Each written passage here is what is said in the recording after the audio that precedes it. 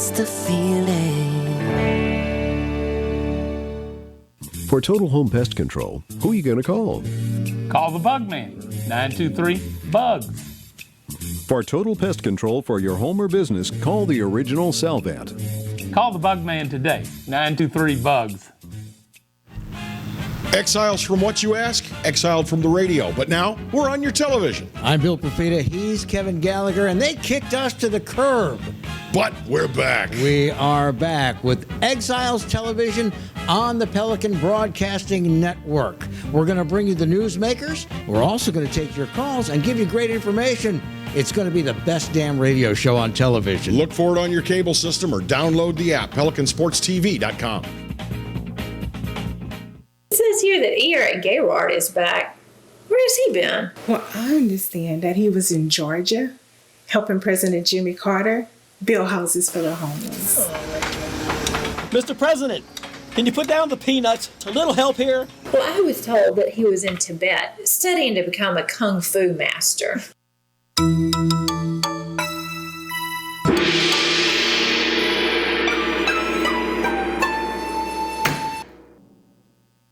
Hello guys, it's Debbie. It's time. I've got a brand new location. 10510 Airline Highway, Baton Rouge, next to After 5 Tuxedos.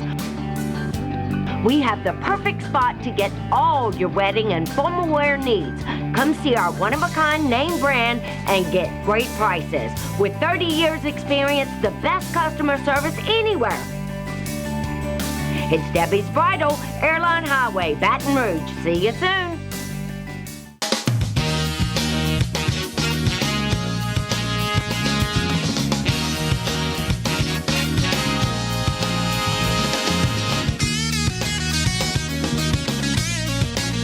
Hello and welcome to the Monday edition of the Clarence Bug Show. Here's hoping that your weekend was an absolutely fabulous one. If not, well, as we say each and every Monday, right about this time of the day, good Lord willing, you will still be here when the next one rolls our way, and you'll have the opportunity to try it all over again. Oh my God, if you went out of doors this weekend, you know how brutally hot it is here in South Louisiana. Unfortunately, today, going to be yet another of those days. Heat advisory is in effect until 8 o'clock this evening. If you are in the capital area, you're right, Marty, that's crazy. Until 8 o'clock in the evening. In the capital region, you can expect heat indexes, that's the feel-like temperature, to be anywhere from 108 to 112. Additionally, the New Orleans metro, including St. James Parish, is under an excessive heat warning, as if 108 to 112 was not bad enough. Well, St. James Parish, your heat index could be as high as 118 degrees. Obviously, if you work out of doors, if you will be performing any work out of doors, hydration, hydration, hydration. That is the word. And of course, in addition to making sure that you remain hydrated, frequent breaks indoors, not just in the shade, because as we all know, here in South Louisiana, the humidity knows no boundaries. So govern yourselves accordingly, and hopefully we will all make it through this heat advisory none the worse for wear. Tell you what, we're going to change up just a little bit, and I'll tell you why in just a minute. We'll go ahead and take this first break of this hour, get that out of the way, and come back with more of the Monday edition of the Clarence Bug Show right here on the Pelican. Stay close.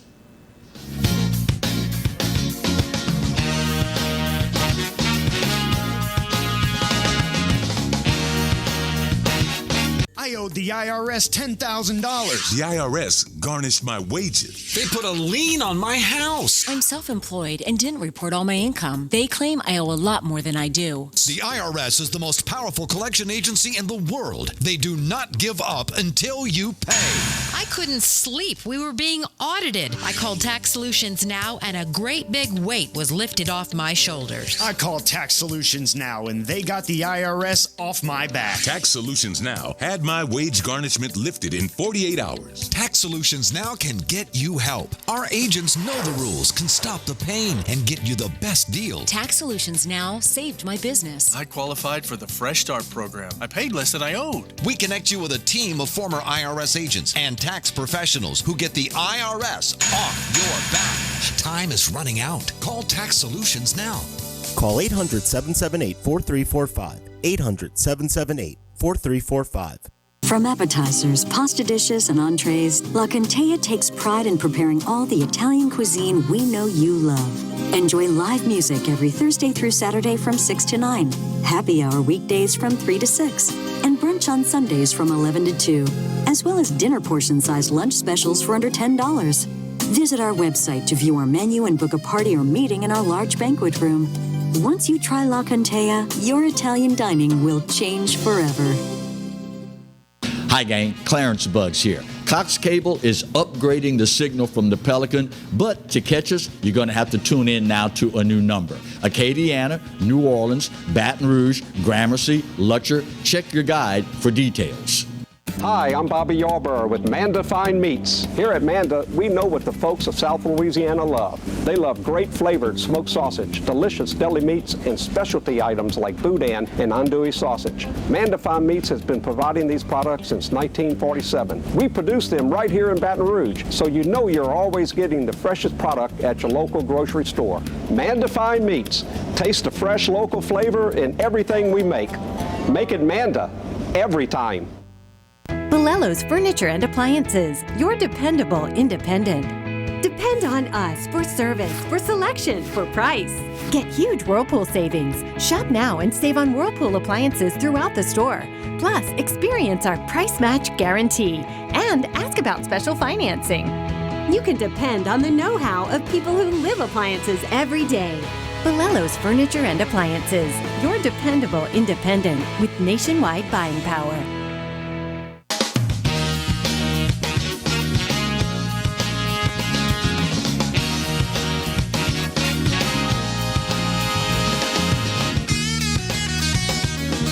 Welcome back to hour one of our Monday edition of the Clarence Bug Show. We are so pleased, fortunate, privileged to welcome to the show today the newest candidate for mayor in the parish of East Baton Rouge, Jordan Piazza. Jordan, how are you, my friend? I'm great, Clarence. Thanks for having me. You're quite welcome. So let's start with, who is Jordan Piazza? Oh, man. Jordan Piazza is a local businessman born and raised here in Baton Rouge. Mm-hmm. My father and mother owned Phil's Oyster Bar and Seafood Restaurant for 30 years on Government Street. Wow, iconic place. It was, indeed. And, I grew up in the business, and now went to high school at University High, graduated from, went to BRCC for our first 2 years, and then transferred to LSU, graduated from LSU. Awesome. And I've been in Baton Rouge the entire time. Mm-hmm. So why run for mayor?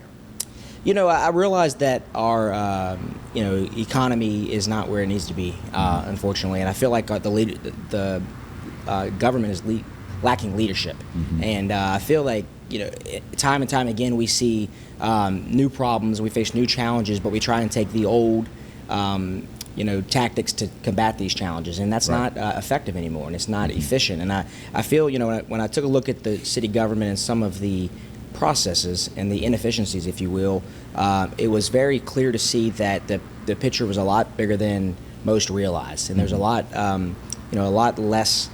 A lot more inefficient than many may know, and particularly like looking at the budget. Our budget has now surpassed $1 billion. Wow! For the city of Baton Rouge. What the same time period, the population has decreased, and so it's very concerning as a business owner and as a resident who, is devoted to staying here, not ever going to move. Have had the opportunity to move, won't do it. Met my beautiful wife here, and I want to raise a family here. And right now, the Baton Rouge Area Foundation did a report that released, 45% of adults do not want their kids raised in Baton Rouge. Wow. And as someone that's, hopeful to have a family and kids, I'm the opposite. They don't want that. Obviously, I want my child to live here, but they don't want their kids to live in Baton Rouge. And most of those kids believe it's because of job opportunities. And graduating from a small class of 100 people and seeing that 80 of those people don't live here anymore was alarming. And we have so many natural resources here in Louisiana. We've got the port, we've got the refineries, we've got the railroads. We have so many different great ways to provide job opportunities, and we do a great job of getting people here to come to school. We just don't do a very good job of retaining those people. Campaigning in the midst of a pandemic has got to be one of the most challenging things that I can think of from a public servant aspect. What's that been like for you? It's definitely challenging. It's very hard. Even for obviously for the fundraising side, it's very hard to call and have conversations with anyone and ask for money when you know that everyone is affected by this pandemic, Right. in some way, shape, or form. I mean, it's very clear that the economy is been affected drastically by this, and continues to be affected drastically with all these different policies that the government's putting in place. Right. But one thing we've noticed is after doing some polling is that 60% of families have been affected by this, whether it's laid off personally or someone in their home or furloughed or whatever it may be. So campaigning is difficult, but it's a time where we have to come together and let our citizens know that we're here for them, and that we're not, especially for me, I'm not a career politician. I'm not someone that's here to just continue to stay in politics. I'm here to let them know, hey, I'm of the business community. I care about Baton Rouge, but also care about your well-being, and that's not just for my political gain. That's for the city of Baton Rouge as a whole. And so it provides some challenges for sure, but I think it's also a unique time. And Louisiana has always been a unique city. When we face adversity, we usually come together, and so we're seeing a lot of that now. And I think it's challenging, but it's nothing that we can't overcome. And I think working together with the community and really hearing what their needs are and helping one another is the best thing we can do to make the campaign effective. So far, of the 4 announced candidates, you are the only one that is not a politician, not an elected official. Do you know the other 3, and what kind of relationship do you have with them? Yeah, I do know Mayor Sharon Wesselbroom. Graduated high school with her son, so I've known her for a while. I know Tara Wicker, and I've met Matt Watson a couple times, but don't know him on a personal level. And Tara and Sharon Westbroom, on a personal level, I have a lot of respect for them, and I think they're great people. And it's nothing against them as individuals. Right. And I think that's very important. A lot of times, politics, it's easy to get confused. That you think you're making a personal attack, but I'm thinking big picture here. I'm not thinking about self. I'm thinking about the city and the parish as a whole. And so,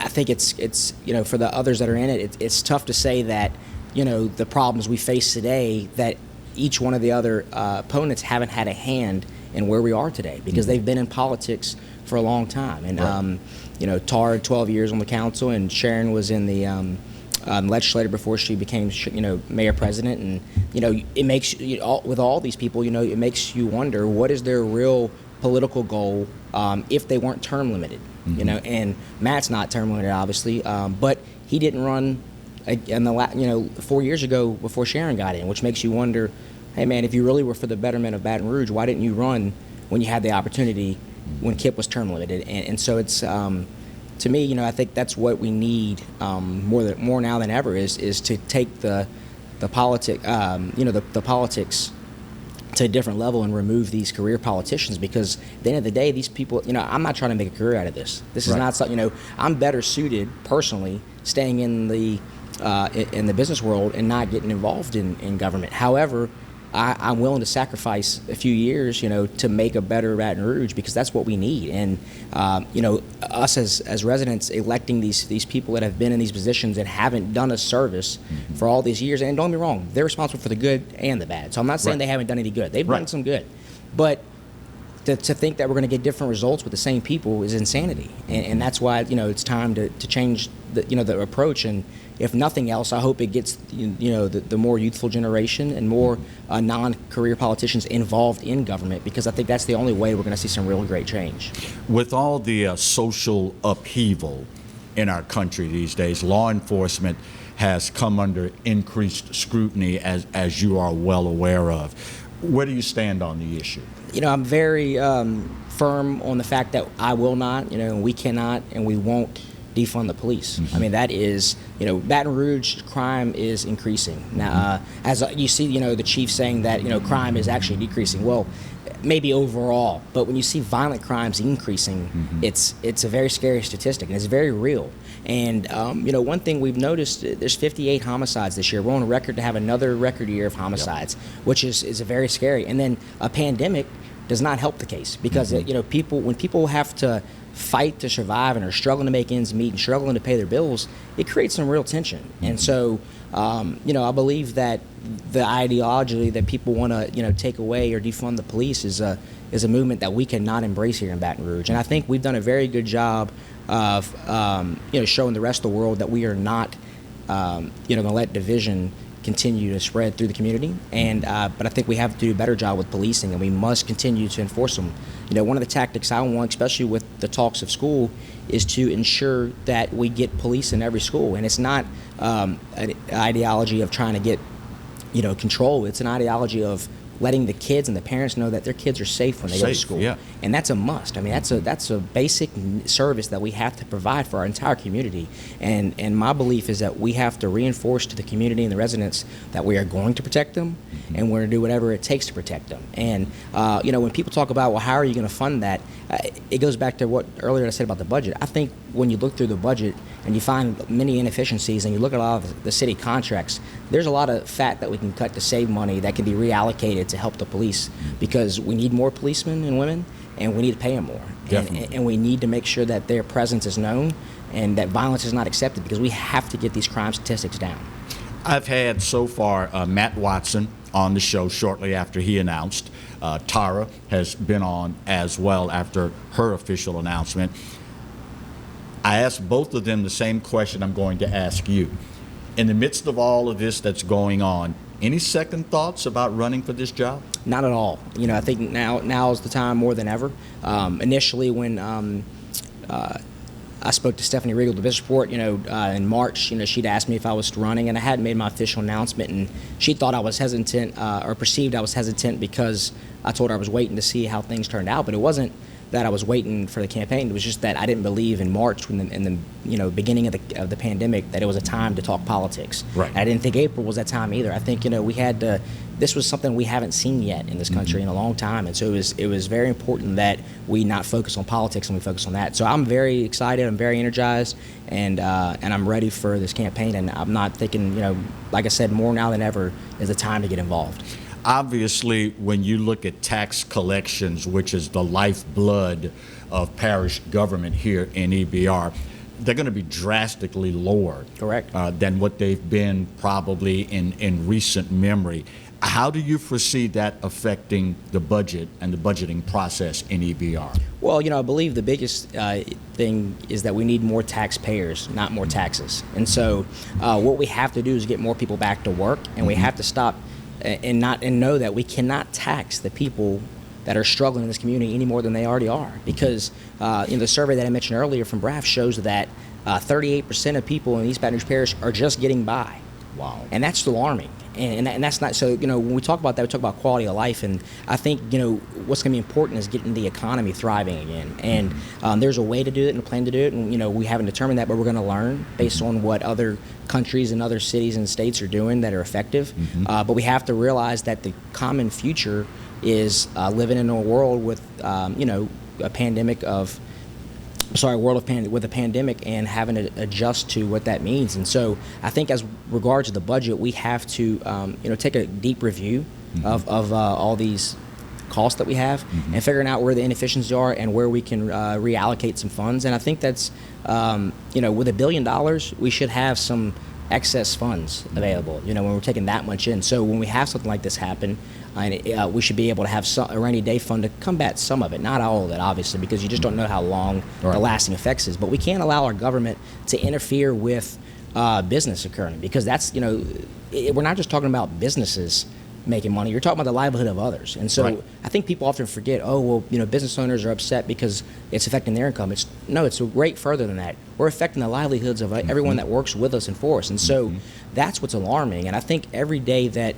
people have woken up, they have essentially voted when they've said, hey, I'm going out and I'm going to live my life. And they don't want the government to tell them how to do that. But I also believe that the people in East Baton Rouge Parish, and even the state for that matter, are going to make the right decision and wear their mask. And they understand that that's what they have to do, because it's becoming evident now that studies show that wearing masks in public are effective. And so I believe that people are going to do that. They just don't want to be told that they have to do that. Right. And so I think we have to allow, the government has got to have a plan in place to allow businesses to continue to operate so people can make a living. And I think the economy will continue to thrive. And then I think when I always say it's a small setback for a major comeback, and that's what I really believe. This is LSU and Southern and all the things we have that are unique to this community are really going to prove to be solid once this ends. And so I'm not saying we're anywhere near that, but I believe once we're able to shift and we let businesses operate, that the comeback will be large. Vice President Mike Pence is scheduled to be in Baton Rouge tomorrow to take part in a town hall meeting regarding the reopening of our schools this fall. If you were to have the opportunity to sit down with the Vice President of the United States of America, what would you say to him? Well, I would thank him for his service, obviously, for the time being. And he's working hard in a very unprecedented time. And people want to criticize, but you got to remember that we have not had anything like this occur in a long time. So there's not a playbook we can pull out and say, hey, how do we address this? And particularly when you're in that role, it's becoming vice president. That's not a duty that you have to deal with, but President Trump entrusted him that he was going to be the best person to lead it, and I think he's done a great job. And so if he were sitting down, I would have an open communication, and say, hey, Mr. Vice President, how do we get this plan where we can open our economy, even if it's at a smaller scale, but have our economy open so that our people can get back to work, so that the struggle of paying bills is not dependent on federal bailout, because it's unrealistic that we only hope for that for so long. And as far as schools go, it's very important that we get our kids back to school. And if schools aren't safe or their parents don't deem it safe, we have to be able to provide them with the technology available from home so that they can participate and get educated from home should the parents think that's the safest way. And so, I think that Vice President Pence is going to have a lot to offer, and hopefully he gives us some direction on how, even though we've had some increased cases in Louisiana and, in high cases, and I'm not disregarding that in any means, but he would direct us on how other cities and states are effectively opening their economy while protecting their citizens, because there has to be a plan for that. Marty, before you panic, I know we took that break early, so I'm going to go ahead and stay with Jordan until the bottom of the hour. What sets you apart from the others running to be the next chief executive officer of East Baton Rouge Parish? Well, I think what sets me apart primarily is that I have never been involved in politics, which I think is a great tribute when it comes to the times that we're facing currently. So, I think also additionally to that, what sets me apart is my youth and my approach and my ideology, which is a lot different than the ideology of the past. And I think that's what, times have changed. We're very dependent on technology way more now than we were in the past. Oh, yeah. And our government is not, necessarily receptive of that. Our government was written in Constitution in the 60s and has been amended 17 times, but the plan of government might not be effective. And so I think, I have the energy and the hope that things can change, things can be better, and I think some of my opponents don't necessarily have that. This is more of a job for them, and while it's a very difficult job, don't believe that it's not. I'm not in it for my political gain. I'm not trying to make a career out of this. I'm really trying to show, hey, that we have to be more business friendly here in Baton Rouge. We have to protect our students. We have to protect our community. We've got to have a better plan where we all work together, parish-wide, not just the city of Baton Rouge, the entire parish, to make sure everyone's safe and feels included. And I think it's very evident that the current administration doesn't work well with the other mayors inside the parish, and that's troublesome. Whether we like it or not, Central, Baker, Zachary, and the area of St. George are within the East Baton Rouge Parish, and that's the mayor president's constituents, and we owe it to them, the service, to make sure that they know we're here for them. And I feel like that's been lost over time, and we focus mainly on the fact that They're from that's not the city of Baton Rouge. But another thing that sets me apart is that we haven't had a mayor in East Baton Rouge Parish in quite some time that is actually from the city of Baton Rouge. Correct. Now the parish, yes, Kip Holden's from Scotlandville. Right. But when you look at the past, we're very quick to employ people from outside the city for our mayor-president role that may not have the city's best interest at heart, and not necessarily meaning that they're intentionally doing it, but right. I mean, I think what's unique is being born and raised in the city of Baton Rouge and having dire love for it. I mean, it's that simple, and when you're from here in the South, it's important. When you're from the South, being from here is important to you. Yeah. Just like when you're from the North, it's important to be in the North. But right. I think one thing I can relate to that some of my opponents might not be able to is that I was born and raised in the city of Baton Rouge, inside East Baton Rouge Parish. I love the city. I've had opportunities to leave. I've chosen not to. And I'm going to be here, and I'm continuing to open businesses here, and I want to see the economy and all of us thrive.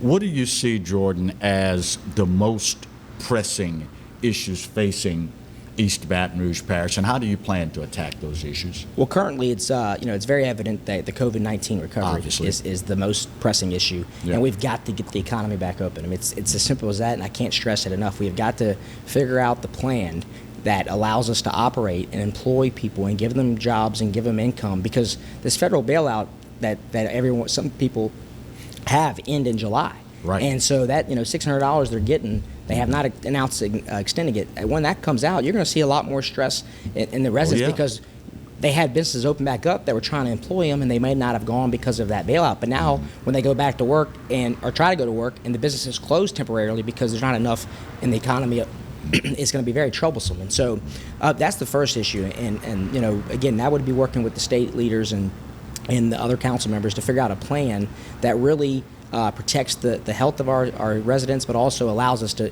do business, because this is the common future we have. This is not going to end in 2 months, 3 months, 6 months. We're going to be living this way for a while, so we can't expect that we're just going to keep it at 25% or keep it locked down. We have got to open back up, and we have to figure out an effective way to do it in larger numbers, because the people just aren't going to stay home forever. Another issue is education, and I'm very aware that it's not under the supervision of the mayor-president. However, the mayor-president's office should be the leading lobbyist for the East Baton Rouge Parish school system. When you look at our school system, the enrollment numbers have decreased in Baton Rouge and even private schools. But in Zachary and Central, they're increasing. And it's evident because Zachary and Central are in the top 10 of the schools in the state, whereas East Baton Rouge Parish is in the bottom 10 in the state. And so it's very alarming. I believe that there's some techniques, but the mayor-president is going to have to get involved, even though historically they haven't. They're going to have to get involved in these conversations and let the residents know that they're fighting for a better education that they deserve, because we spend close to $14,000 per student. It's more than some private school tuitions, but we can't get good results. And again, I understand it's not the mayor-president's role, but the mayor-president has got to be the person that's out there lobbying for the best school systems in their parish, and working with school board leaders and other state leaders and council members to make sure that happens. And then, another issue I believe is going to be the major issue on the third one is crime. We can try and sugarcoat that crime has gotten better in Baton Rouge, but the reality is it's not. And it's known nationwide that the city of Baton Rouge has a alarming number of crimes. And I read a study that showed 1 in 15 people in East Baton Rouge Parish are a victim of some type of property or violent crime, and that's alarming. To think that you're at a group of 15 people, and one of y'all are going to be victimed and become a victim. And so I think we have to have a better plan where the parish, where the city police and the sheriff's office work better in unison together with other policing agencies to figure out a way that we can combat this crime. And I believe that one of the mistakes she made, Mayor Broom, was that the funding with LSU and the program research they were doing, that was I think $125,000 that her CAO wanted to further review, and they didn't give it back to to LSU, which would have turned into $800,000 grant, which would have provided a lot more funding for the research of where the crime areas are and how to combat them. But we've had some good momentum going on combating it, but I believe the current administration, looking at the numbers and statistics only, have not helped that. And so we've got to fight the crime. If we're going to get businesses to come to Baton Rouge and people to stay here and move here, crime's got to become a priority in minimizing that, and we're not effective at that now. Finally, how can folks find out more about Jordan and the campaign? They can visit my website at piazzaforprogress.com or on social media, Piazza for Progress. Jordan Piazza, the latest addition, now making 4 folks running to be the next Chief Executive Officer for the parish of East Baton Rouge. Thank you so much for the time, my friend, and the best of luck to you in the campaign. Thank you. Thank you for having me, Clarence. Bottom of the hour break. We get her done, and we'll talk more as we continue the Monday edition of the Clarence Bug Show right here on the Pelican. Stay close.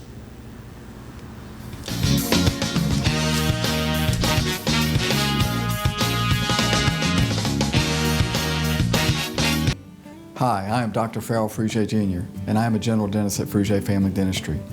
I was born and raised in Baton Rouge, Louisiana. I went to Catholic High School, LSU, and LSU School of Dentistry in New Orleans, where I received my DDS degree in 1986. I always have and will continue to be committed to continuing my education, to invest in technology which makes the diagnosis and delivery of dentistry more thorough, more comfortable, and more aesthetically pleasing. In our practice, we are here to serve the patients. We want to improve their quality of life and to develop relationships with our patients. In dentistry, we have a chance to impact lives on a daily basis, not just by doing dentistry, but by getting to know them and being a part of their life. We also believe in giving back to our community. So every year, we give back to the Greater Baton Rouge Food Bank, Toys for Tots, and Mary Bird Perkins Cancer Center. Please stop by and visit our office. We would love to take care of you and your family. Jaguar Nation, we need your help in masking up Louisiana. Masks help us slow the spread of COVID-19. During this time, we must continue to wear a mask, wash our hands, and practice social distancing. It's important that we continue to abide by the CDC's guidelines to stop the spread. Jaguar Nation, we challenge you to mask up.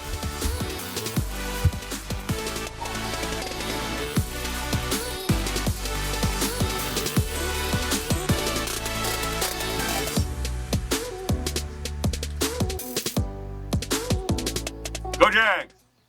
Hello guys, it's Debbie. It's time. I've got a brand new location. 10510 Airline Highway, Baton Rouge, next to After 5 Tuxedos.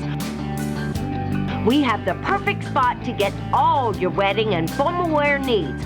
Come see our one-of-a-kind name brand and get great prices.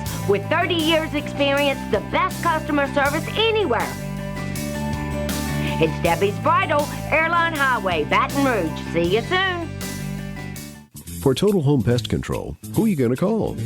Call the Bug Man, 923-BUGS. For total pest control for your home or business, call the original Salvant. Call the Bug Man today, 923-BUGS. They said I could find you here. Why are you fishing? Our company's got to ship out 2 full color brochures and 20 color copies. You're killing me. It's done. Designed, printed, packaged, and shipped. How? You just got to know the right people. Baker Printing, the printing people. How come you get to fish in this private lake? Like I said, you just got to know the right people. You can know the right people too.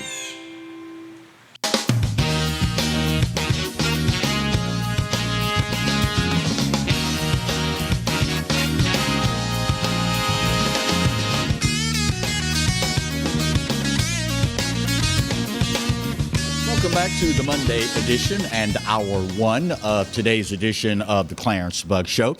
If you've tuned in since we started the show, you know that I, as an American, and particularly as a man of color, have been particularly disturbed at our inability or unwillingness in some quarters to address the issue of black-on-black crime. With our country focusing so much on the deaths of African Americans at the hands of police, I've made no bones about the fact that I'm particularly incensed that we've not made a good enough effort to address crime committed by people that look like me against others that look like me. Now, that being said, my late father taught me early in life that you are obliged, if you are going to be your own worst critic, which I am, you are then obliged to recognize when things are attempting to be done that benefit you and try to attack the problem. So recently, when I ran across the article that the BRPD is going to join forces with a relatively new organization, Change BR 225, and together they're going to launch a march to protest what is going on in the community of color. And Elizabeth Robinson is the acting president of Change BR 225 and joins us for this segment. Elizabeth, how are you this morning? I'm just fine, Clarence. How are you? I am well. Thank you for asking. You know, you did my heart so much good when I saw the article, because this is an opportunity where you have people that are on many different sides. You are female, I am male. You are somewhat liberal, I am very conservative, but we're both African American, and we are both concerned about what's going on in our community. For those that don't know, what exactly is Change BR 225? Change is a group. It was started from ladies that our kids were murdered in Baton Rouge. Wow. And we were. I'm sorry.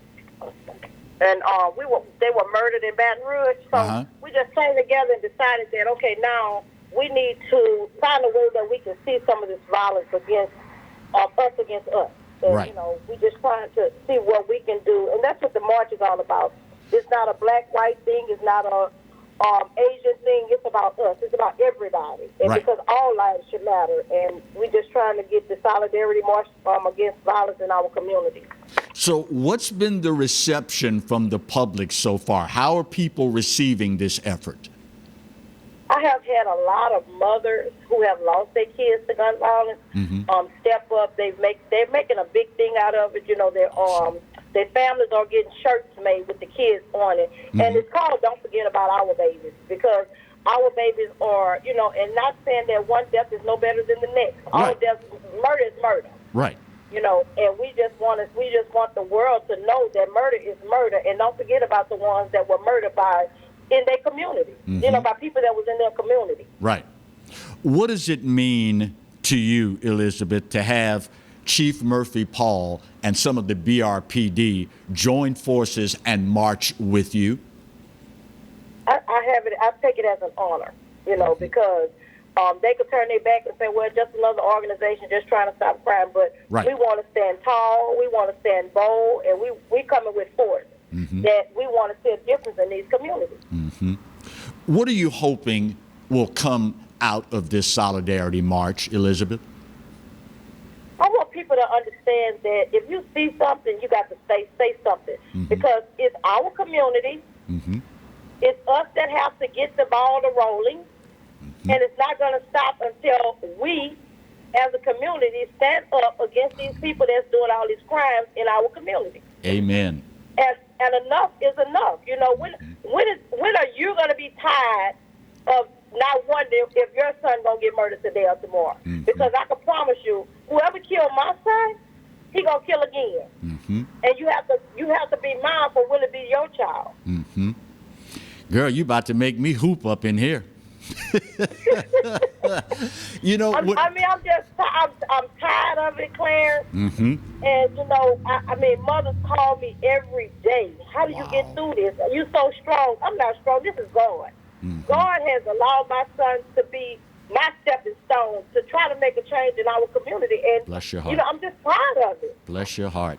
When the story broke, one of the websites that the story was carried on had a message board where people get to comment on the story, what they think about it, so on and so forth.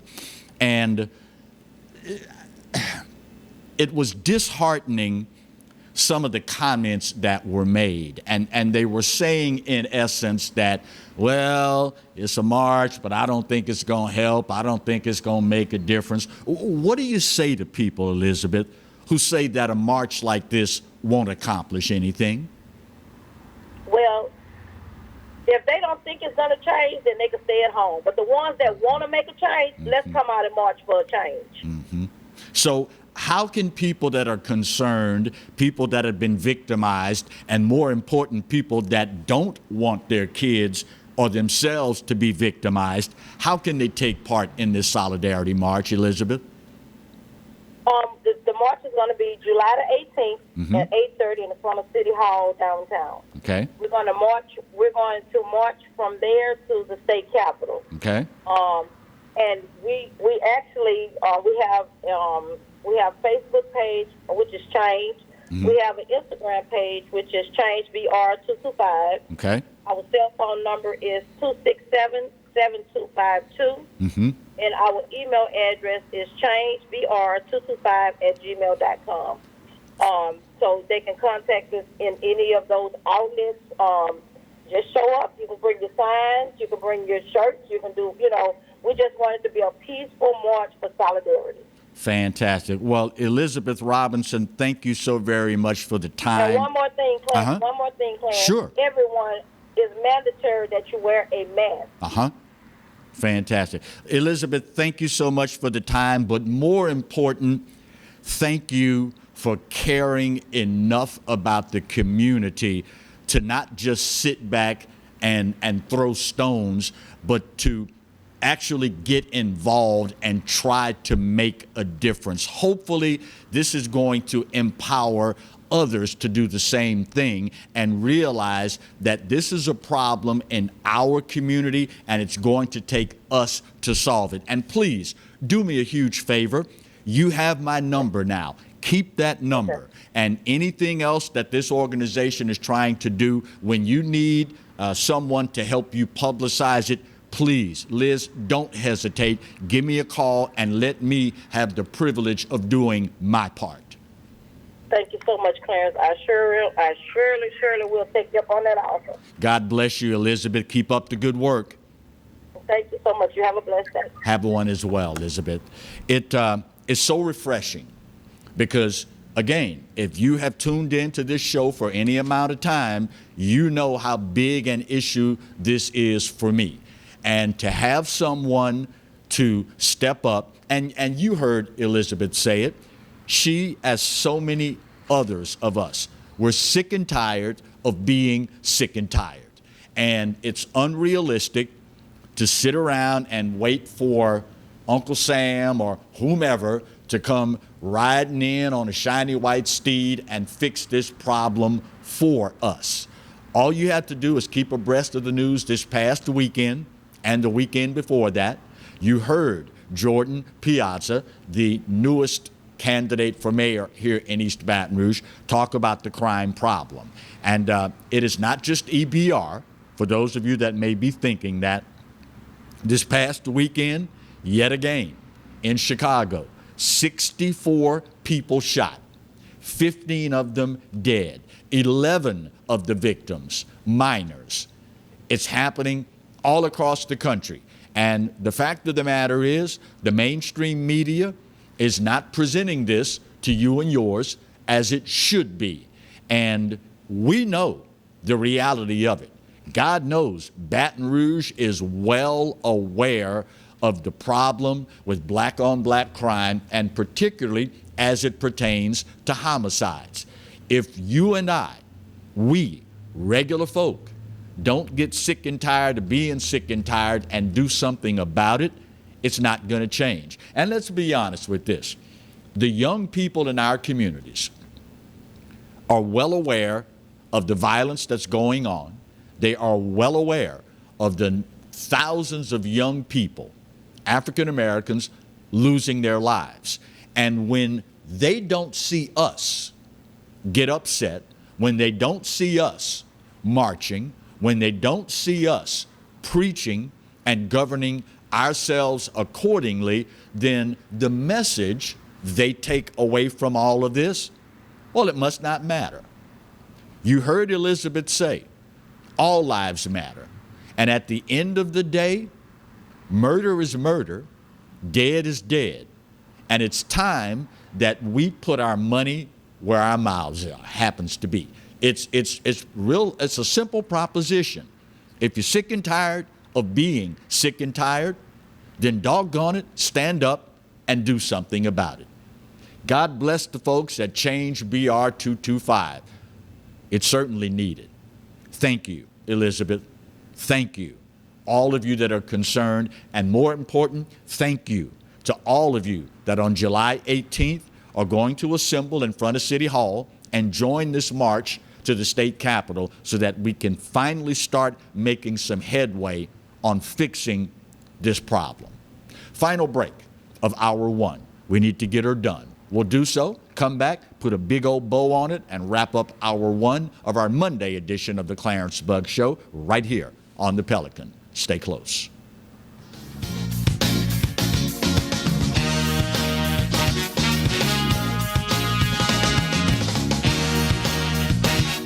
Hi, I'm Bobby Yarborough with Manda Fine Meats. Here at Manda, we know what the folks of South Louisiana love. They love great flavored smoked sausage, delicious deli meats, and specialty items like boudin and andouille sausage. Manda Fine Meats has been providing these products since 1947. We produce them right here in Baton Rouge, so you know you're always getting the freshest product at your local grocery store.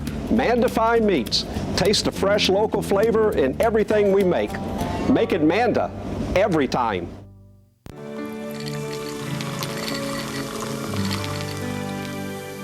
No one can stop me when I taste the feeling. Nothing could ever bring me down. Nothing could ever bring me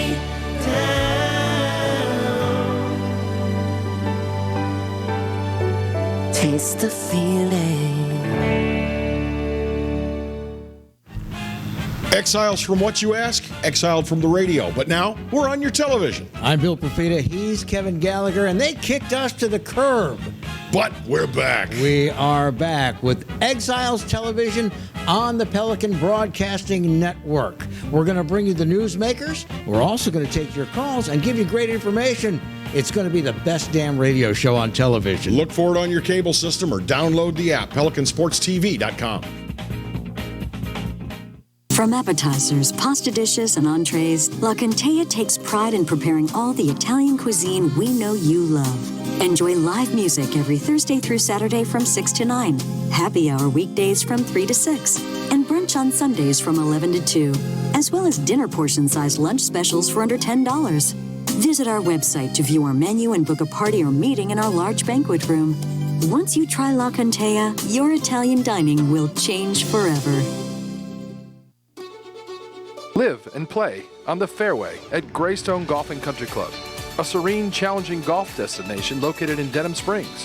For tee times and membership opportunities, go to GreystoneCountryClub.com.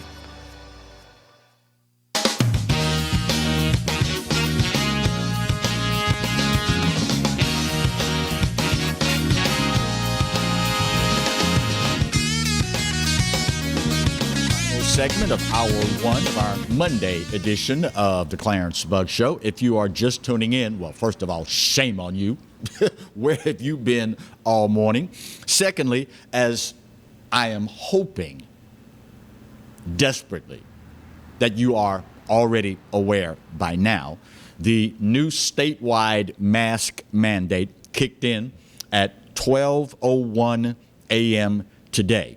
Additionally, there are 3 new restrictions statewide enacted by Governor John Bel Edwards to help slow the spread of COVID-19 in our state. Those 3 new restrictions include everyone ages 8 and older must wear a mask or face covering outside of their home. Stipulation 2, all bars will be closed unless providing curbside pickup. And the third restriction, indoor social gatherings are now limited to 50 people. These new restrictions will be in place until at least July 24th. Now, that is in addition to all the other Phase 2 rules that are currently in place. Businesses other than bars can open at 50% capacity.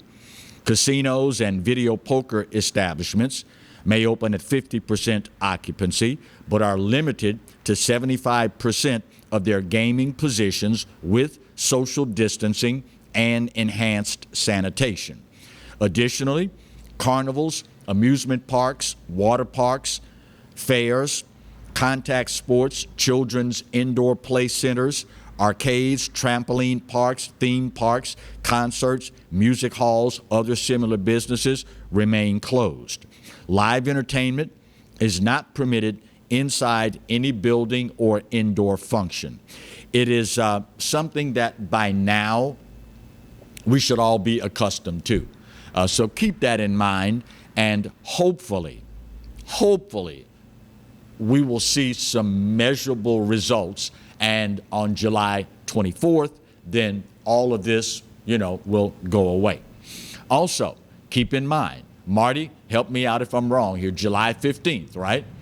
You see it on the screen.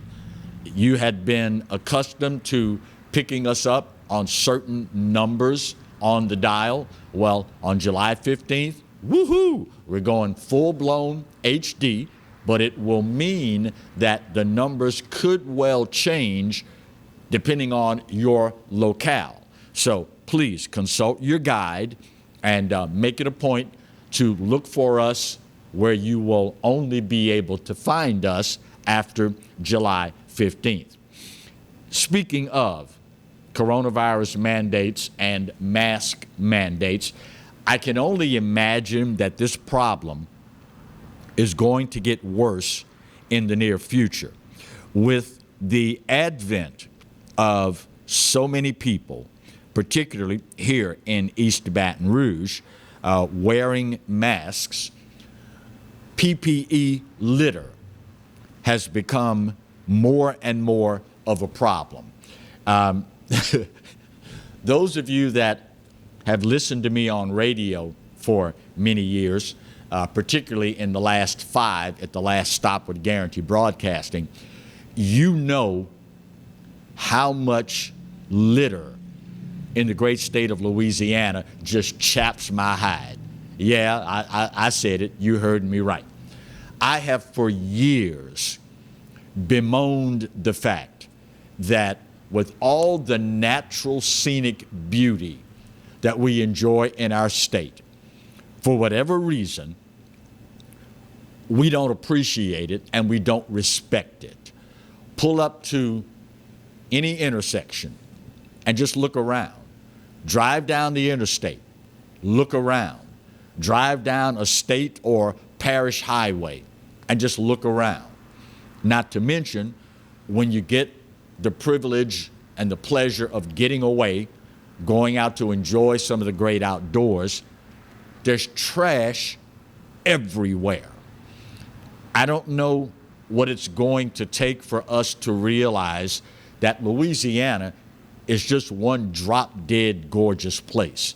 Listen, if you've never had the opportunity to witness sunrise on the bayou, to see the sun break the horizon, and there's that mist floating up off the water in the midst of cypress knees and the moss hanging from the trees, if you've never experienced sunrise on the bayou, you have led a deprived life. But in the midst of enjoying that, when you see trash floating down the bayou, when you drop your line in the water and you come up with a shiner bag, for those of you that aren't fishermen or fisherwomen, or I guess we call them fisher persons now, everybody's so politically correct these days.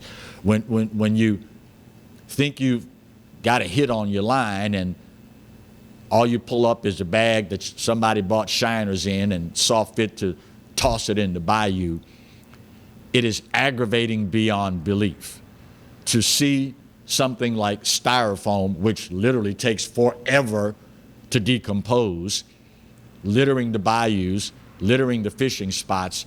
It just it gets under your skin, because we're blessed with all this natural scenic beauty, and for whatever reason, we decide to trash it. Well, now additionally from your cans, your bottles, your styrofoam cups, your plastic bags with crawfish heads and all other sorts of refuse in it thrown everywhere. Now you're starting to see the same thing with masks.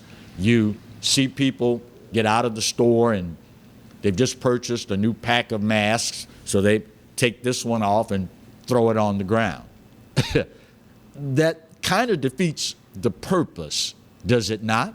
Now listen, this is not about debating the effectiveness of masks, but if you're going to wear one, and now we are all forced to wear one, I would consider it a personal favor. I will be forever in your debt, whatever it takes me saying to get you to do it. When you take the mask off, please dispose of it properly. Let's just say, for the sake of this conversation, you were in the company of someone that did indeed have COVID-19. And it is now, because of your close proximity to that individual, it's now on that mask. When you take it off and very carelessly, selfishly throw it on the ground, at some point, someone at that store, at that business, or just a civic-minded individual is going to have to pick it up. Now, they are running the risk of being exposed to it simply because you were so selfish that you passed right by a garbage can. And instead of disposing of it properly, just flippantly threw it on the ground. Louisiana, we're better than that. We're better than that. We have been charged by the good Lord, those of you that are members of the community of faith, with being good stewards of this great state. We have been charged with being good stewards of this gorgeous environment that we're blessed to live in. And quite frankly, when other folks visit us, I'll be honest with you, if I'm the CEO of a Fortune 500 company and I get off the plane at Metro Airport, start driving around the city, I'm scouting for a location to bring a new workforce to. If I just looked around, I would be real hesitant. I would look at the things that I normally research. Educational attainment. How seriously do these folks take education?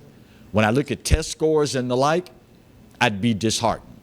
But I may not let that put me off, because after all, people rave about how wonderful the people are in Louisiana. So, you know, I'm bringing an educated workforce with me, so maybe I'll cut them a little slack in that regard. I'll drive to LSU, I'll drive to Southern, I'll see the enthusiasm, thinking, well, maybe that'll change, you know, sometime in the near future. But at the same time, when I'm driving around and I'm seeing litter everywhere, and I'm saying to myself, well, wait a minute, these people are blessed with these gorgeous bayous. They're blessed with all these great bodies of water, all these great recreational opportunities, a nationally recognized parks system. And all they do is trash it? Don't they care enough about their own? And if they don't, I'm certainly not going to ask my workforce to move to a place where people don't care about their own. It's ours, for God's sake, guys and girls. Let's take care of it. Let's do the right thing. Top of the hour break. We get her done. And then it's hour 2 of the Clarence Bug Show right here on the Pelican. Stay close.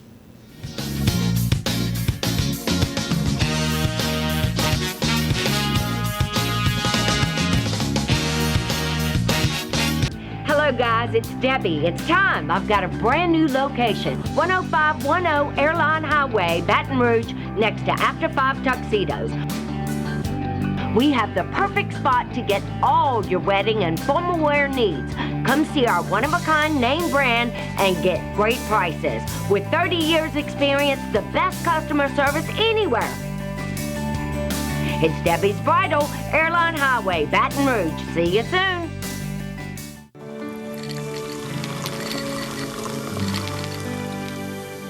No one can stop me when I taste the feeling. Nothing could ever bring me down. Nothing could ever bring me down.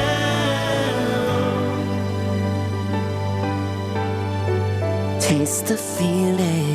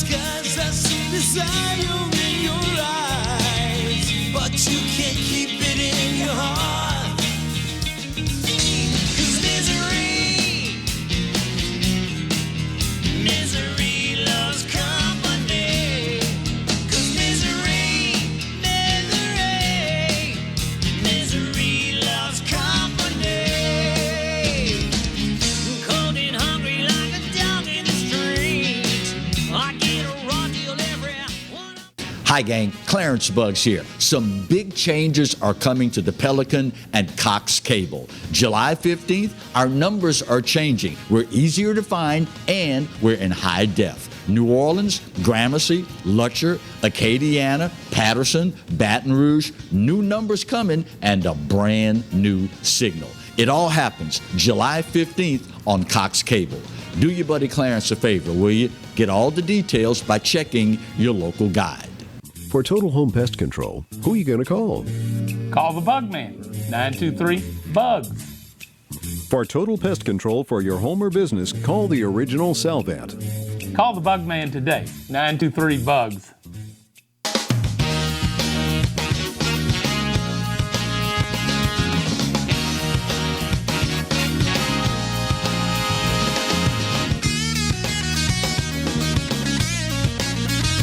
Back as we start hour 2 of our Monday edition of the Clarence Bug Show.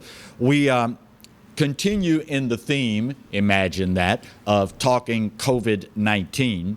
And there is a situation that has arisen that desperately needs our help, particularly those of you that have already battled COVID-19. Convalescent plasma is one of those terms that has become a part of our lexicon, something that none of us knew about, entertained before this pandemic started, but so many of us now have become acclimated with this term. Unfortunately, the good folks at Our Lady of the Lake Regional Medical Center are in dire need of convalescent plasma. Dr. Vincent Cataldo joins us. He is a hematologist with Our Lady of the Lake Regional Medical Center. And we say good morning, Dr. Cataldo. How are you, sir? Good morning, Clarence. Thanks for having me. You're quite welcome. So for those of us that are lay people, what exactly is a hematologist? So a hematologist is a board-certified physician who's trained in the treatment of benign and malignant disorders of the blood. Now, keep in mind that you're talking to and with lay people here. So when you throw these terms out, give us everyday terms. You mentioned benign. Particularly, what is that? So any disease of the blood or the bone marrow, which would be something that is not a cancer, but also we focus on the diseases of the bone marrow and the blood that are cancers, like leukemia and lymphoma. Okay. So for us lay people, what are the benefits of convalescent plasma, particularly as it pertains to COVID-19?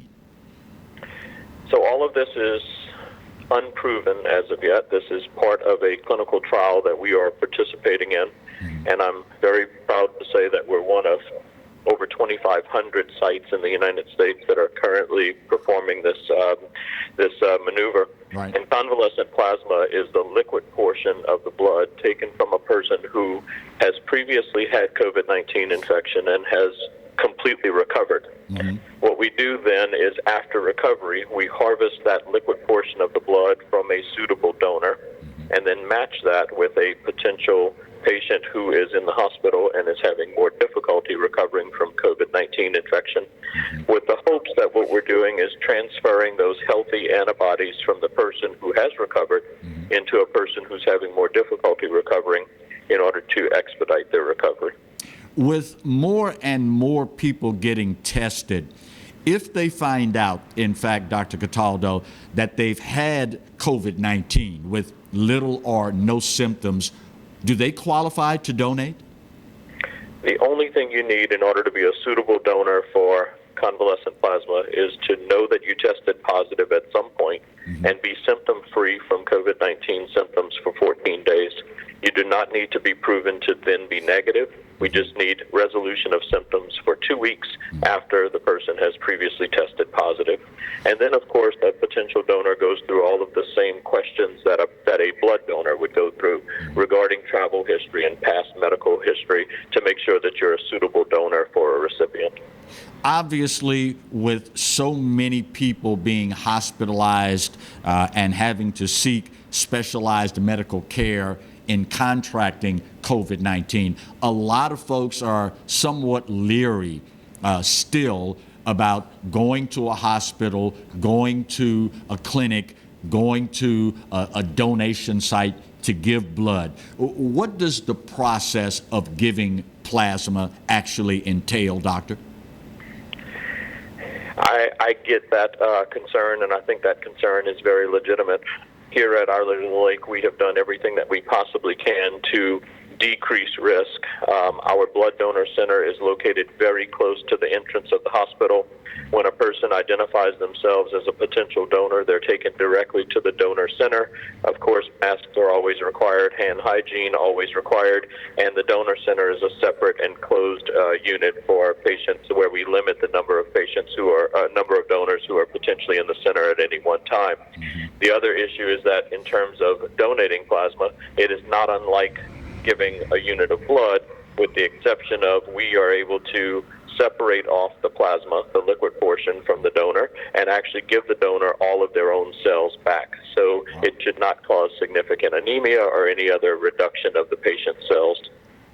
How critical is it to keep plasma levels where they need to be, Doctor?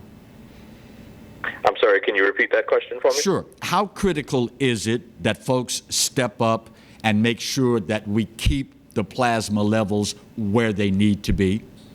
So as we've continued this trial, what we have found out is that we know that the administration of convalescent plasma to these patients with COVID-19 infection, we know for certain is known to be extraordinarily safe.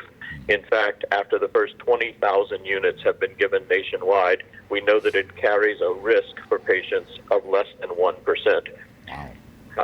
Since we have such proof of safety of convalescent plasma, although the benefit is not yet proven, that's the purpose of the trial, this has become a very usable portion of the treatment protocol that we use for patients with COVID-19.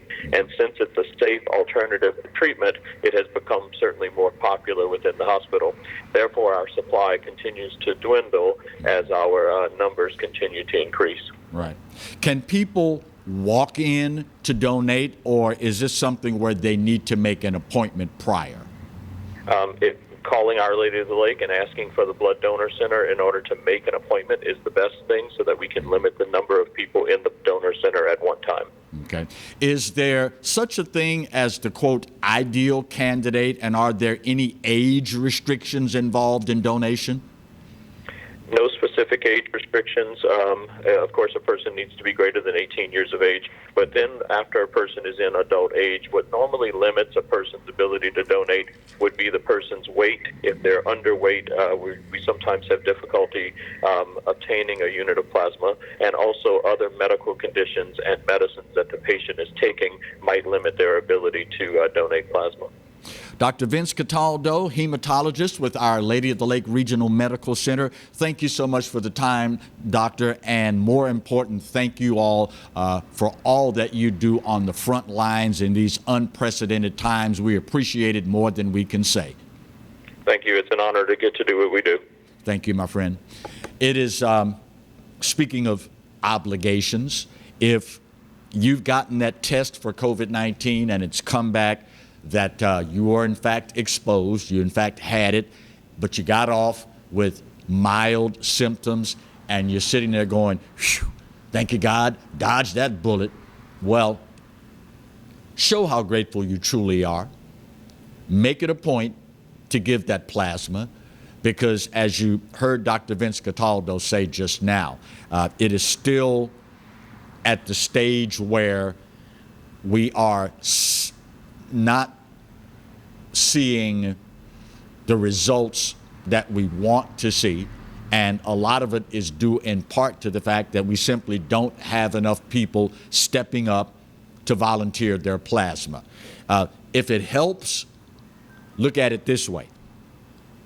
Suppose you or a loved one were stricken with COVID-19 and you were, or that loved one, were having the severe ramifications that come along with COVID-19. Wouldn't you want someone that had convalescent plasma to step up and help you or that loved one out by donating? The world that we live in now, and you've heard this probably ad nauseum, it's an interconnected world. And those of us that have been exposed to it and have come away with just mild symptoms doesn't clear everyone in our family or everyone in our circle of friends. It doesn't clear them. Who's to say that tomorrow or the day after or next week, you or that loved one or that cherished friend is not going to come down with it? And if in fact you, your loved one, that cherished friend, is in fact stricken with a severe case, with all the things going on around us these days, having the assurance that plasma is available, if in fact it helps them, is something that we should all be able to rely on. Listen, I understand. A lot of people now, more than ever, are reluctant to go to a hospital. They're hesitant about giving blood. But if you're one of those that's already been exposed to COVID-19, and God willing, you are one of those that had little or no symptoms, we're all pulling together to fight this thing these days. And if you can give blood, plasma, as is the case here, and you heard Dr. Cataldo say, this process will remove just the plasma. They return the healthy red and white cells to your body, so all you're giving is plasma. And in doing so, you don't go through the normal things that you go through with giving blood. You know, you're not going to be tired. You're not going to have your resistance lowered in any way, shape, or form. It's just a win-win all the way around for those that so desperately need it. So if at all possible, do the right thing. There is somebody out there that you will probably never meet, but they will be so grateful and thankful that you stepped up to help out those less fortunate. We need to get our first break of hour number 2 out of the way. I didn't say it at the top of this hour, but I hope you already know that here's hoping that your weekend that we just managed to make our way through, yet another one, was an absolutely fabulous one. If not, well, I will pray that the good Lord will have you here when the next one rolls our way, and you'll have the opportunity to try it all over again. We'll get this break out of the way, and then we will soldier on through hour 2 of our Monday edition of the Clarence Bug Show right here on the Pelican. Stay close.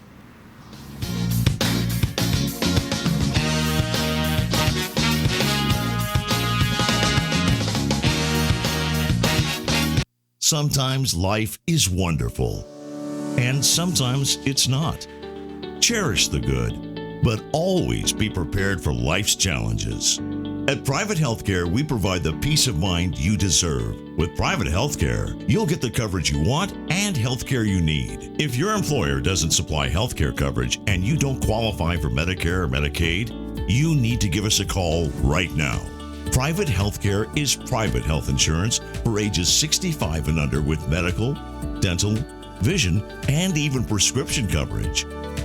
When life comes at you unexpectedly, you need to be ready, and health insurance is your financial safety net. Health insurance has never been so easy and affordable. If you're looking for health coverage at the best price and your annual household income is $35,000 or more, call the number on the screen now and speak with a live healthcare consultant. Don't wait. Get the coverage you need now. Eric Gaylord is back, but where has he been? Wait, the word was that he was training to be a sumo wrestler.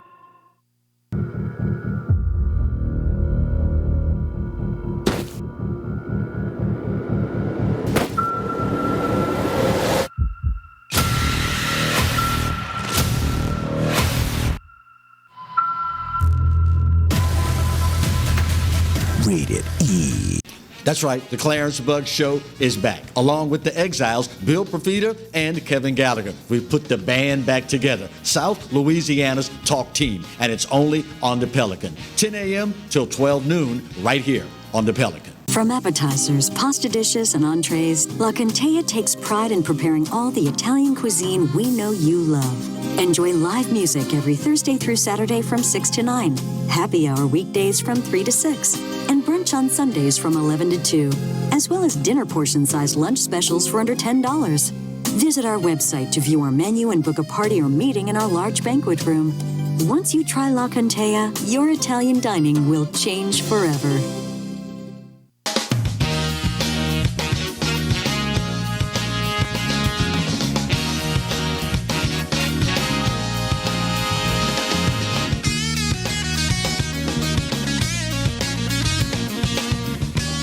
Welcome back to the Monday edition of the Clarence Bug Show. Yet another hot, humid, muggy, downright unbearable edition of the Clarence Bug Show. If you are not aware just yet, another severe heat index day. We are expecting the feel-like temperatures here in the Baton Rouge and the Capital Region, pretty much all of South Louisiana, to be in triple digits today. Anywhere from 104, if you're lucky, to 112, unless you are in St. James Parish, where you could see a heat index of 118 degrees today. Obviously, if at all possible, stay indoors. Now, if you have to be out of doors, your job obligations, working in the yard, whatever, hydration obviously is the buzzword for the day. And just as important, taking frequent breaks indoors. You don't want to, all right, I'm going to listen to Clarence for once in my life and I'm going to take a break while I'm working outside. Don't go sit in the shade, because the humidity is just as bad there. Take those frequent breaks indoors. And you're going to take a break? You're indoors already, Marty. You don't need to take a break. He's like, doggone it, thought I could pull one over on old Clarence. And if the missus is giving you problems about it, blame it on me. Well, you know, Clarence said I need to take frequent breaks and I have to take them indoors. Now, Clarence didn't say take frequent breaks and drink a beer indoors. That's not what Clarence said. And understand, alcohol, and you might want to have the missus leave the room. I'll give you 5, 4, 3, 2, 1. Alcohol is one of the worst things that you can drink because it contributes to your dehydration. Yeah, I know it's cold. I know it's liquid, but that ain't the ticket, bud. That ain't the ticket. And it's got water in it. Marty, thank you. It's cold. It's got water in it. You know, that's not the ticket. Alcohol contributes to dehydration. So do the right thing, guys, girls. We don't want you on the Clarence Bug Show because you fell out, because you were dehydrated out there in that heat, working in the flower bed or the garden that you have at home that you started now because of COVID-19, and you're out there drinking alcohol, all right? Govern yourself accordingly. As more and more of this unfolds, I don't know about y'all, but I'm starting to wonder if football is going to be feasible. We are obviously watching all of this unfold, and the latest developments, at least as far as college football is concerned, the Pac-12 now has become the second major conference to shift to a conference-only schedule this fall. Obviously, it's because of concerns about the COVID-19 pandemic. The announcement came after a meeting of the Pac-12 CEO group on Friday. This was a day after the Big Ten opted to only play conference games, eliminating the non-cons, as we call them, the non-conference games. The Pac-12 Sports Committee issuing a statement saying, in part, the health and safety of our student athletes and all those connected continues to be our number one priority. Our decisions have and will be guided by science and data. Based upon the trends and indicators over the past days, it's become clear that we need to provide ourselves the maximum flexibility to schedule and delay any movement to the next phase of return to play activities. I would imagine if the Pac-12 has joined the Big Ten in switching to strictly conference games only, the ACC and SEC probably won't be too far behind them. At this juncture in the game, it is a pretty safe reality. And quite frankly, when all is said and done, the safety of the players and everyone else involved is the first and foremost concern. Don't be surprised when all is said and done if your favorite conference ends up joining this chorus of individuals. It seems to be what more and more conferences will be entertaining as all of this goes by. As a matter of fact, on the professional level, a couple of things have transpired in recent days that one is COVID-19 related, the other is not. The Saints starting to let season ticket holders know now that if we do have football, a lot of y'all are not going to be in the dome. It is pretty much a foregone conclusion that if in fact football happens, social distancing will still be the norm.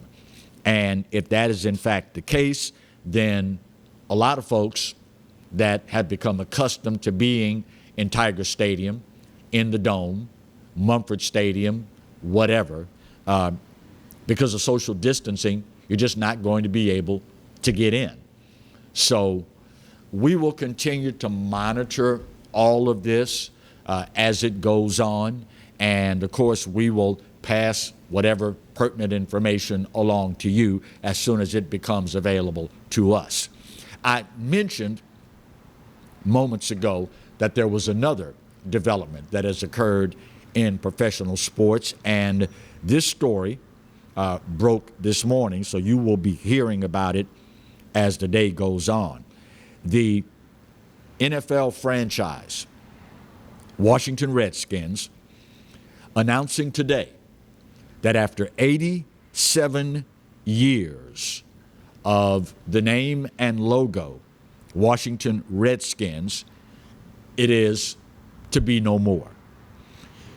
Obviously, recent pressure from the social upheaval in our country, and of course, maybe more important to them, the Redskins organization, sponsors have threatened to pull out. It is a name that is no stranger to controversy. It is a name that we went through this years ago, and they were able to withstand the tide of public pressure to change the name to something else. Public pressure is one thing, but as you well know, when you start talking dollars, well, that's a little bit of a different story. The Redskins, I guess we'll have to, until they come up with the new name, the team that used to be, we'll just call it that, and that way we won't alienate anybody, received pressure from FedEx, from Pepsi, from Bank of America, from Nike, imagine that if the name were not changed, if it were not retired along with the logo, those companies would remove their sponsorship dollars from that franchise. It's been in existence now for 87 years, and I guess if you ever needed any proof to go along with the old adage that everything must change, well, there you go. And by the way, for those of you saying that I can't believe they caved in to the pressure from the sponsors, it's not like it was an inconsequential amount of money. The naming rights for the stadium where the team that used to be that name is $205 million just for the naming rights. And when you consider sponsorship, not to mention Pepsi, concessions, things of that nature, then you start to see why the franchise decided it might be in our best interest to acquiesce. Personally, never been a fan of that franchise. Didn't care a whole lot for it. I pulled for their last Super Bowl because a homeboy, Doug Williams, Louisiana boy, Cheneyville High School, where my mom happened to have been the head dietitian when he played there, so I've got a personal connection. I pulled for him then. But any stadium in America that only serves Pepsi, I probably wasn't going to buy a ticket to go there anyway. I'm a Coca-Cola man. Just saying. Just saying. Now, if Pepsi decides they want to sponsor my show, well, maybe I might think about some Pepsi Cola. But expect there to be some big contest, public participation program coming up as they seek a new name and a new logo to go along with it as well. So far, the Chicago Blackhawks of the National Hockey League say they ain't going that route. They're going to keep their name and their logo. We will find out, only time will tell, if those are famous last words. We need to get our bottom of the hour break out of the way for the Monday edition of the Clarence Bugg Show. We'll do so and talk more with you right where you've got it, here and only on the Pelican. Stay close.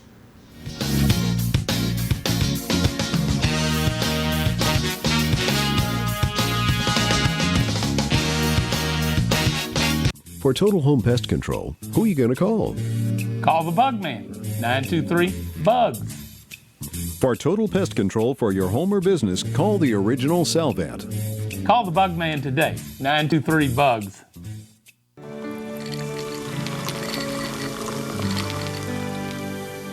No one can stop me when I taste the feeling. Nothing could ever bring me down.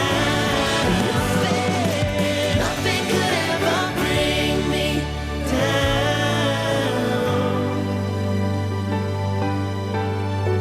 Taste the feeling. Live and play on the fairway at Greystone Golf and Country Club, a serene, challenging golf destination located in Denham Springs. For tee times and membership opportunities, go to greystonecountryclub.com. O.L.O.L's Furniture and Appliances, your dependable independent. Depend on us for service, for selection, for price. Get huge Whirlpool savings. Shop now and save on Whirlpool appliances throughout the store. Plus, experience our price match guarantee and ask about special financing. You can depend on the know-how of people who live appliances every day. O.L.O.L's Furniture and Appliances, your dependable independent with nationwide buying power. Exiles from what you ask? Exiled from the radio. But now we're on your television. I'm Bill Profita. He's Kevin Gallagher, and they kicked us to the curb. But we're back. We are back with Exiles Television on the Pelican Broadcasting Network. We're going to bring you the newsmakers. We're also going to take your calls and give you great information. It's going to be the best damn radio show on television. Look for it on your cable system or download the app, PelicanSportsTV.com. Hi, gang. Clarence Bugs here. Some big changes are coming to the Pelican and Cox Cable. July 15th, our numbers are changing. We're easier to find, and we're in high def. New Orleans, Gramercy, Lutcher, Acadiana, Patterson, Baton Rouge, new numbers coming, and a brand new signal. It all happens July 15th on Cox Cable. Do your buddy Clarence a favor, will you? Get all the details by checking your local guide. They said I could find you here. Why are you fishing? Our company's got to ship out 2 full color brochures and 20 color copies. You're killing me. It's done. Designed, printed, packaged, and shipped. How? You just got to know the right people. Baker Printing, the printing people. How come you get to fish in this private lake? Like I said, you just got to know the right people. You can know the right people too.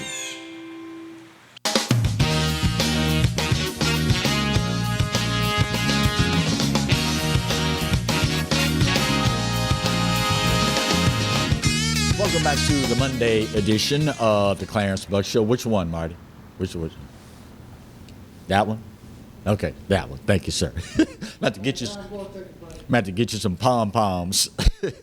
And you just shake them behind whatever camera I need to go to. With all the doom and gloom over the coronavirus pandemic and, of course, the stay-at-home orders and the shutdown orders and the like.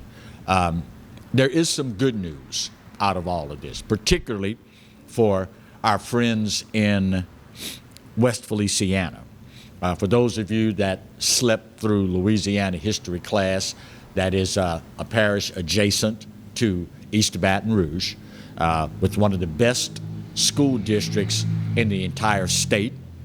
Plug to my friend the superintendent up there, Hollis Milton, and all the great folks at Baines Elementary, all of them at the West Feliciana High School, the whole nine. It was announced Thursday of last week that Hood Container of Louisiana is going to invest more than $50 million into its paper mill operation in West Feliciana Parish. According to a joint announcement with Governor John Bell Edwards, the upgrades will improve the efficiency as well as expand the capacity at the facility. Maybe more important for the good folks there, it will also help to maintain the paper mill's 306 employees and the $23 million annual payroll. If the name Hood Container doesn't ring a bell, it is the old Crown Zellerbach facility and the Timbick Mill in 2015 after it emerged from federal bankruptcy protection. Since then, shows you just how much Hood believes in West Feliciana and what they're doing there. They have invested more than $100 million in capital investments to upgrade those facilities. It is somewhat ironic. Earlier in today's show, we were talking about the fact that it pains me greatly that we trash our beloved state the way we do as far as litter and things of that nature. And I mentioned that if I were the CEO of a Fortune 500 company visiting South Louisiana, how I would feel about what I see. And one of the things that I also mentioned was that I'd want to know, depending on what city I was in, what sort of educational attainment the residents there receive. Well, West Feliciana has been and continues to be, for quite some time now, one of the top performing school districts in the state. So to see this company already having invested $100 million in that plant and now deciding to invest another $50 million into that facility speaks volumes about the folks in West Feliciana and what Hood Container Company, LLC, sees in the folks of West Feliciana. Hopefully, it will be a message of sorts to other locales that if in fact you want companies to locate there, well then there are certain things that you have to do. You've got to care about where you live. You have to care about your child's education. You have to care about taking part in doing your civic duty. When you do these things, chances are your city, your town, your village, your state, our state, will benefit from that. And it is certainly great news in the midst of all the bad news that we've seen here in recent memory as far as the COVID-19 pandemic is concerned. One of the things in our country that unfortunately appears to have not been affected by COVID-19 is the homicide rate in cities all across this great land of ours, particularly Democrat-run cities. I started doing this, I guess, maybe a month and a half ago, when the numbers were so ungodly that they literally would leap off the page of the website when you read it. I kept thinking, well, certainly this has to be an anomaly, even for this city. And also hoping desperately that maybe the COVID-19 pandemic would bring home the reality of this matter to folks, and with stay-at-home orders, maybe the numbers would improve. The high, if memory serves,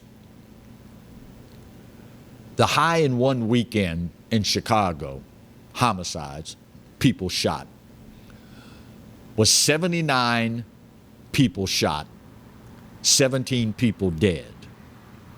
This was roughly a month ago.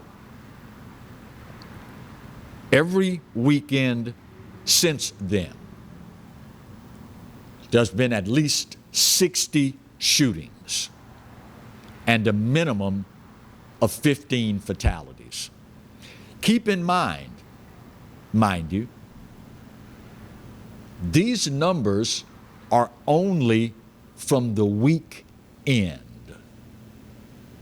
We're not talking homicides for the entire week, just the week end. The further we got into this coronavirus pandemic, the more I kept hoping, okay, the numbers have got to go down. They've got to go down. They've got to go down. Furthest thing from the truth. This past weekend, 64 people shot, 15 dead, 11 of the victims minors. I guess maybe I need to get Elizabeth Robinson with Change BR 225 and put her on a plane and ship her up to state of Illinois to help the folk in Chicago. It is an epidemic. And as horrific as that is, if you look around the nation, it is in no way, shape, or form exclusive to Chicago. Look at Detroit. Look at St. Louis. Look at Kansas City. Look at New Orleans. Look at Baton Rouge. Look at Tampa. Look at L.A. Look at Oakland. Look at Vegas. Heck, you can look at Tucson. Clarence, don't know black people live in New Mexico? Yeah, they do, brother. Yes, they do. I can only hope that when all of this fervor dies down from the racial upheaval in the country that I love, I can only hope that the powers that be will demand, not suggest, not ask, not gently nudge us in the direction of. I can only hope that they demand that concrete measures be taken to end this epidemic. It is something that has been going on for far too long. And quite frankly, it is a blot on the soul of the African American community in this country. It is something that is threatening the very survival of the African American community in this country. And at the end of the day, it is something that African Americans are going to have to handle. We, you and I, are going to have to grab this proverbial bull by the horns and wrestle that sucker to the dirt. Because when all is said and done, every other ethnic group in this country understands the ultimate goal at the end of our respective lives is to leave for our children a better world and a better society than we had. And quite frankly, it is a scary thought when you look at the generation now, ages 19 to 34. If they can't leave something better for their children, my God in heaven, if what they leave for their children is worse than what it is right now, God help us all. God help us. Hopefully, there will be enough people like Elizabeth Robinson and others. Did you hear the interview this morning when she talked about her phone doesn't stop ringing with calls from mothers whose young black sons have been murdered in this area? It breaks your heart to hear that there are that many mothers And of course, if you turn an eye to the future, take into account the number of young black men that are incarcerated, take into account the number of young black men who don't have or are not interested in getting an education.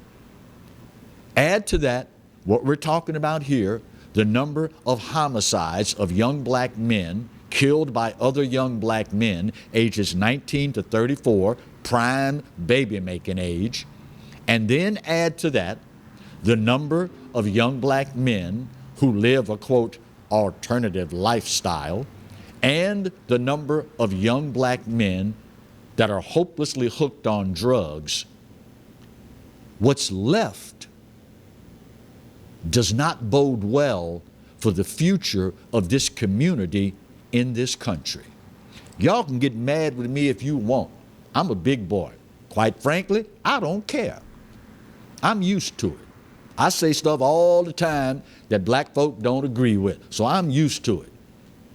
But at the end of the day,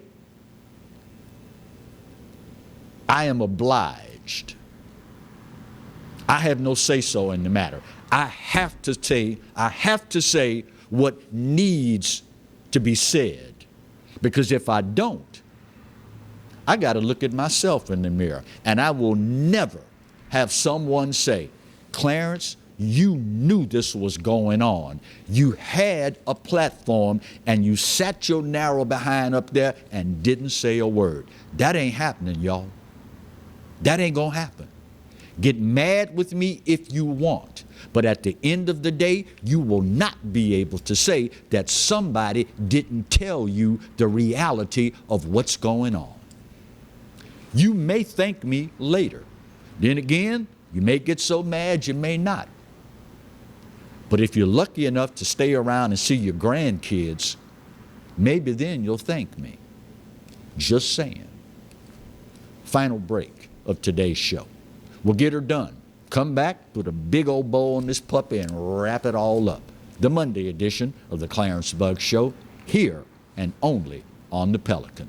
Stay close.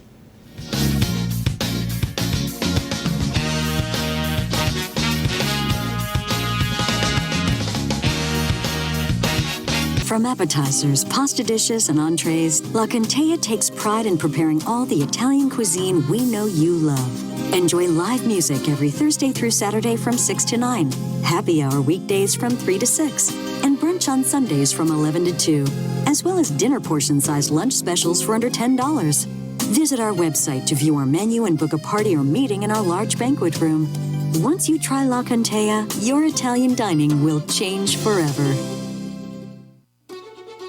Live and play on the fairway at Greystone Golf and Country Club, a serene, challenging golf destination located in Denham Springs. For tee times and membership opportunities, go to GreystonecountryClub.com.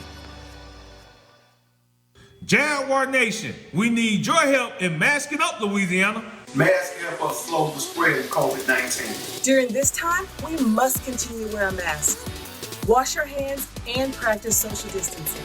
It's important that we continue to abide by the CDC's guidelines to stop the spread. Jaguar Nation, we challenge you to mask up.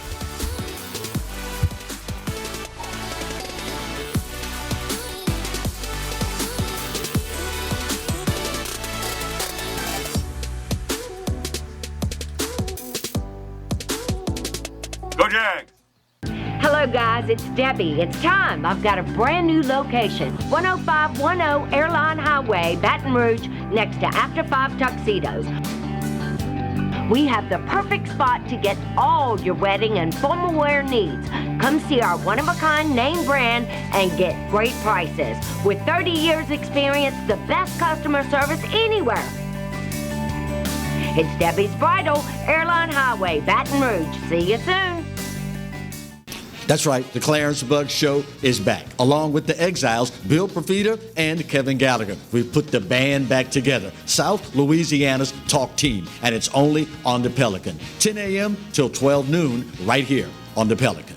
Hi, I'm Bobby Yarborough with Manda Fine Meats. Here at Manda, we know what the folks of South Louisiana love. They love great flavored smoked sausage, delicious deli meats, and specialty items like boudin and andouille sausage. Manda Fine Meats has been providing these products since 1947. We produce them right here in Baton Rouge, so you know you're always getting the freshest product at your local grocery store. Manda Fine Meats. Taste the fresh local flavor in everything we make. Make it Manda every time.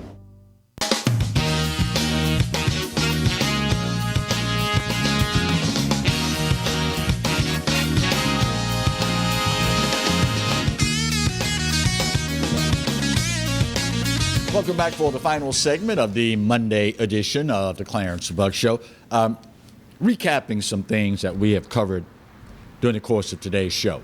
And thank you, Alan. You read my mind. I was hoping you would put that back up on the screen. Don't forget, guys, girls, today is the 13th, so this will be Wednesday. If you want to catch the Wednesday edition of the Clarence Bug Show, the Thursday edition of The Exiles, and Marty, what's the name of Betsy's and Dr. K. Solar's new show?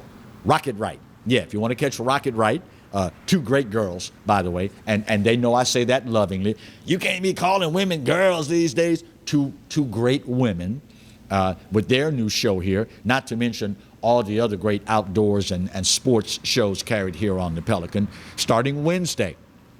If you are in the Lutcher, Gramercy area, Acadiana area, Baton Rouge area, New Orleans area, our number that you normally punch in on your remote to pick up the Pelican is going to change. So stay abreast of the guide, whatever TV service you use, so that you will be able to pick us up. And the great thing is, starting on the 15th, boom, full-blown HD. So that's a little small inconvenience, but you get a much better signal out of the deal. And y'all can thank us later. You're welcome. Also, if you have stepped foot outside of your door at your domicile today, you know, whoo, Lord Jesus, Mary and Joseph, it is hot out there. I mean, it slaps you in the face. Matter of fact, you don't even have to step foot outside the door. Open the door and just stand in the doorway. It will come and get you. Oh, and it'll suck. You're right, Marty. It'll suck all that cold air out of y'all. Come here. It'll pull it out of your house. It is that brutal out of doors. Here in the capital region, expect a heat index, more commonly known as the feel-like temperature, anywhere from 104 to 112 degrees. And as brutal as that is, my condolences to the folks in St. James Parish. Your heat index today is expected to be 100 in the neighborhood of 118 degrees. Listen, y'all, all joking aside, English teachers, forgive me, in 3, 2, 1, that ain't nothing to play with. You don't play with that kind of feel-like temp. Hydration is the order of the day. Frequent breaks indoors under the AC is mandatory. Otherwise, you become a statistic. And we've all been through too much at this point to become a statistic. So what happened to him, bro? COVID? Nah, heat stroke. That's one thing you don't need. So govern yourselves accordingly. Tomorrow, here in Baton Rouge, be advised, traffic starting to kind of get back to its normal congested self. There is the possibility tomorrow you may run into another traffic problem. Keep in mind, Vice President of the United States, Mike Pence, will visit Baton Rouge tomorrow. You forgot about that on Marty. Yeah, I heard it, but I forgot. Yeah, you heard it, but you forgot. Yeah, a mind is a terrible thing to waste. It truly is. But tomorrow, the Vice President of the United States of America will be in Baton Rouge taking part in a roundtable discussion as far as what needs to happen for schools to reopen in the fall.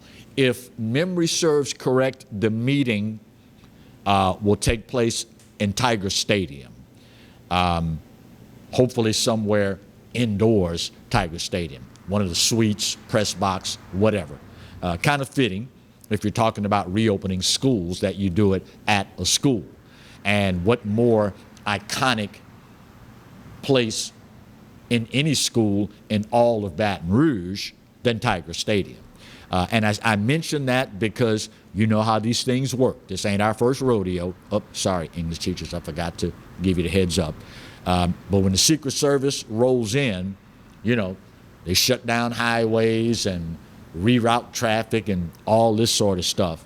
So if you have to be out and about tomorrow, then expect the possibility of some delays in conjunction with a visit from the Vice President of the United States. Also, statewide mandatory mask mandate kicked in at 1 minute after 12 last night. Well, actually, this morning. So it is now mandatory. Listen, don't put yourself in a position to be on the Clarence Bugg Show or on the Exiles. Did y'all hear about this fool here? No, don't be that guy. Don't be that girl, okay? Because I'm gonna put it out there. I'm just telling you now. If you get out there and do something stupid, what's the old saying? You play stupid games, you win stupid prizes, okay? It's a simple proposition. If you don't play the stupid game, you don't have to worry about winning the stupid prize, okay? Govern yourselves accordingly. And listen, I understand that you can go to this person, you can go to that person, you can go to the other person, and you will get 3 or probably as many different people as you ask, differing opinions on the effectiveness of masks. At the end of the day, it's a hassle you don't need. You already have enough things going on in your life right now to make you miserable. Do you really want to go out of your way and add another one to that? Currently, the governor says it will be in force until July 24th. Hopefully, if we govern ourselves accordingly, come the 24th, all that goes away. And then we start looking realistically at phase 3. Just remember, when you fail to govern yourself, you in essence consent to be governed. All that being said, my time's up and I gotta go. But once again, on this day, Monday, July 13th, more than any other, I'll give it to you. You're right, America, we're not perfect, but doggone it, for my money, it's the best there is. And God knows there's no place else on his green earth that I'd rather be. Speaking of the good Lord, you realize he loves you, right? And I hope you know that I do too. Either way, there ain't a doggone thing you can do about either one. Take care of yourselves and each other. We'll see you Wednesday. God bless.